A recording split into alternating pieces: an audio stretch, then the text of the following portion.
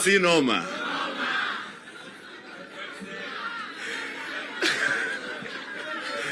We want to hear whether the Deputy President, whether when he says ni fire, si fire, ni noma, si noma, whether he can earn himself a second term as a Deputy President, as usual, depending on what he says and how he engages with this House. Honorable members, allow me to welcome the Deputy President of the Republic of Kenya, Professor Kindiki. Thank you. I wanted the Leader of Majority to delay a bit because the Prime Minister stepped out, because I wanted to take the shortest time here, having seen what my predecessors have gone through. And you know, both my predecessors are just like me from academia. So I was very worried. I wanted really we delay until the Prime Minister comes back. But I'm grateful to what Dr. Zani and team are doing. You're helping the country deal with very, very difficult issues. I'm also very impressed by Professor Makao Mutua's work. It's quite a heavy topic that he's handling on behalf of the country. So my sister, Dr. Zani, and my academic senior, Professor Makao Mutua, I wish you Godspeed as you do this on behalf of all of us. Your Excellency, the President, and Your Excellency, Prime Minister, and my colleagues, let me just say two things as we wait for the Prime Minister to come back and address us. The first one is, for the last 33 years, our country has revolved around majorly two political formations. And the difference in the political strength of those two major political formations has not been very big difference. We've been like that since we went into multi-party politics. So that you have a strong party winning, but even the opposition is fairly strong. What that means, therefore, is that our country, like all democracies, requires bipartisan consensus building, especially to deal with serious and heavy national issues and national challenges. I like what my mono in school and the leader of the National Assembly minority side, Junaid said, my distinguished mono. He said that oh, he's back. I was just praising you, Junaid.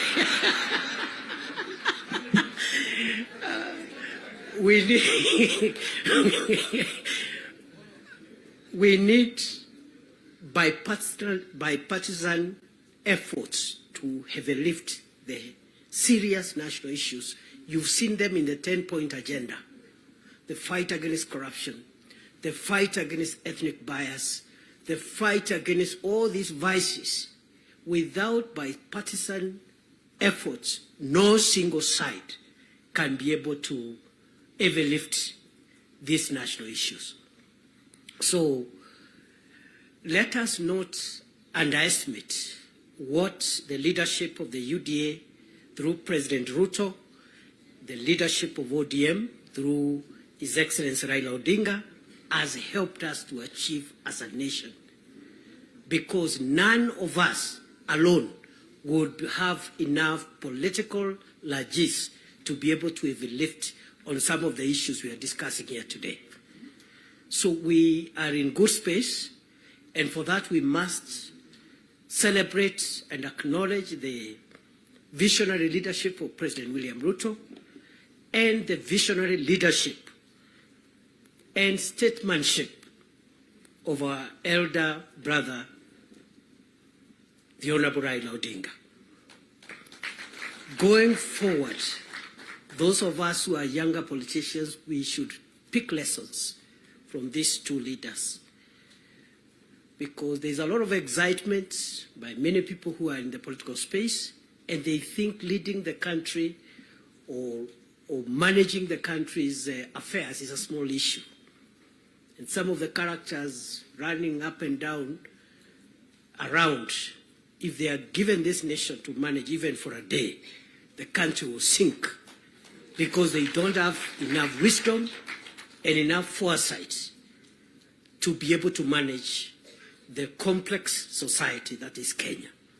So, Prime Minister, we appreciate your leadership, your vision, and you've been able to show us, those of us who are younger politicians, that elections and politics should not undermine the collective interest, stability, and progress of our nation. You have helped us understand that individual ambitions to become whatever we want to become should not stand between us and our country's stability, progress, and sustainability. The last point I want to make now that we have reached where we wanted to reach is that, again, just to emphasize that I am happy to see again many political parties whose leadership is here, but although the NADCO and the 10-point agenda was introduced by the two largest parties, UDA and ODM, we have other allies who have joined us from both sides. And what this means is that the country is generally and gradually forming the national consensus that we are looking for. And therefore, for me, the lesson I pick, even looking at the leadership that has spoken here, Stewart Madharau from Kilifi, Owen Baya from Kilifi, Junaid Mohammed from Migori, Migori and other places, and myself. Those who have felt that perhaps they need space to show their leadership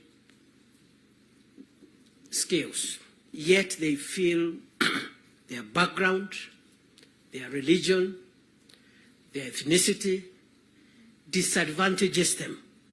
Their background, their religion, their ethnicity disadvantages them in a large national party to realize your dream, your potential, and your skills to be tapped than otherwise. And therefore, going forward, as we form coalitions and build our respective parties, let us look towards building national parties as opposed to sectarian parties, because that is where the future of our nation is best assured.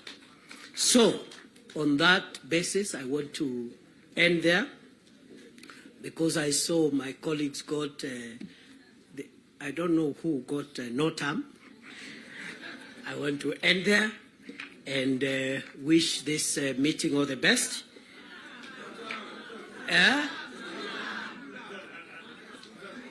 All right. Now, because our leaders are here, after the formal event is over, I'll remain behind, and then we'll also test a few slogans after that. With those many remarks, let me take this opportunity with a lot of respect to request our elder brother, our statesman, the leader of ODM, Your Excellency Raila Odinga, please come and address us. Wapi makofi ya baba jameni?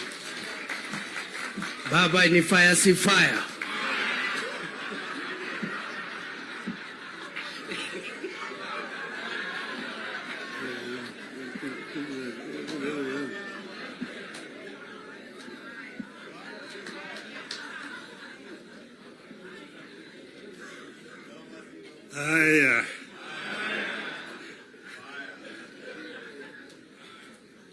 Mr. President, Deputy President,